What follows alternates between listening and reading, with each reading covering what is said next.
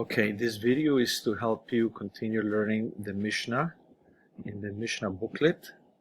You should be open up to page number 5, and please feel free to stop the video whenever you need to. If you need to write down notes or just to think about things or review, please stop the video as you need to.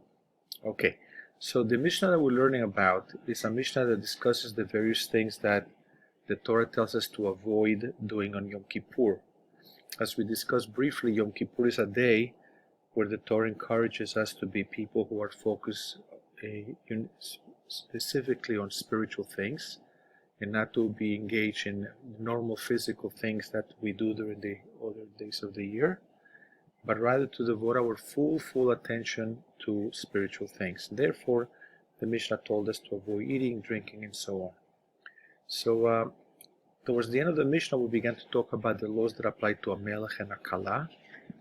And he told us that although regular people should not wash on Yom Kippur for pleasure, we discussed what pleasure means, but a melech and a kala are allowed to because they need to maintain a certain sense of elegance. The melech, of course, is the ruler of the people. He needs to be perceived as somebody who is very aristocratic and very elegant, and people should admire him and respect him. And a kala, similarly, she is allowed to wash herself, maintain herself in a beautiful way because she is recently married, and we want, of course, the relationship to be one that is pleasant. So therefore, they're allowed to wash on Yom Kippur. And this is what we explained, that Melech is allowed to do so because he is the ruler, he's the king, and people should look up to him. And therefore he always needs to look his best. And the kala is allowed to do so, to wash herself on Yom Kippur in order that she should be beautiful, she should appear to be beautiful in the eyes of her husband. Okay, fine. And a married woman is considered to be a kala for 30 days. Now the Mishnah also mentioned that there's a special law that applies to someone who is a chaya. Okay, the achaya tinol et sandal. Achaya is a woman who just gave birth. So the Mishnah tells us that achaya, a woman that gave birth within the past 30 days, that she is allowed to wear regular shoes because her health is still delicate. She just gave birth, and therefore there's concern that she should be protected. She shouldn't be exposed to the cold floors and be comfortable, and therefore she is permitted to wear regular shoes, although regular people in Yom Kippur should avoid wearing leather shoes. Okay, if you look in the Mishnah, let's take a look and see the following. Achaya tinol et sandal. A chaya, a woman who gave birth, she should wear sandal, shoes. Divrei Rabbi Eliezer. This is the opinion of Rabbi Eliezer, meaning these words that are said over here were said by Rabbi Eliezer. The Chachamim, however, the other rabbis of the Mishnah, the other scholars, Osrim, they say that that's not necessary. It's really forbidden for a woman to do so, because that's not a major inconvenience for a woman who just gave birth. It's not a danger to her. So question number 7, whose opinion is this that permits her to wear regular shoes? That's Rabbi Eliezer. Whose opinion? What is the opinion of the Chachamim? Osrim, they say that it's forbidden for her to wear, for a woman who gave birth, to wear regular shoes. It's not really an emergency. It's not really necessary for her to do so. Okay, so these are the notes on this Mishnah. What I want to do now is help you develop an important skill. Let's go back to the Mishnah and look at the following. So now we know pretty much what the Mishnah is saying. It's talking about Yom Kippur, and we know that it tells us that it's asur, which is the word that tells us the din, the law, that on Yom Kippur there's certain things that are forbidden, and now they're going to be listed. Achila, shtiya, etc., etc. So I want to show you how to do the following. Guys, take a pen or a pencil and do the following. Yom Kippurim asur be'achila, make a line. Okay? Because this is the first thing in the list.